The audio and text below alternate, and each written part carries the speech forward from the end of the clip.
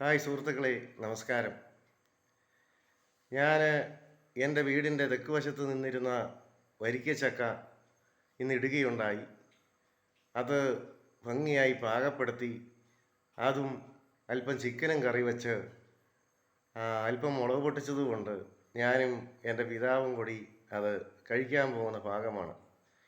ഈ വരിക്കപ്ലാവ് എന്ന് പറയുമ്പോൾ അത് വീടിരായപ്പൻ്റെ അവളുടെ പാർട്സുകൾ എന്ന കഥാപ്രസംഗത്തിൽ അതിനെ ഭംഗിയായി വർണ്ണിച്ചേക്കുന്നതാണ് ഞാനിപ്പോൾ പെട്ടെന്ന് ഓർക്കുന്നത്.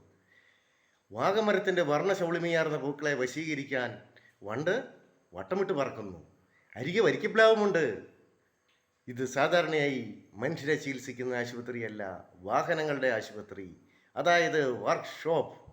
ഇങ്ങനെ അവളുടെ പാർട്സുകൾക്കകത്ത് ഈ വരിക്കപ്ലാവിനെ പറ്റി അദ്ദേഹം പറയുന്നത് പെട്ടെന്ന് ഞാൻ ഓർത്തുപോയി.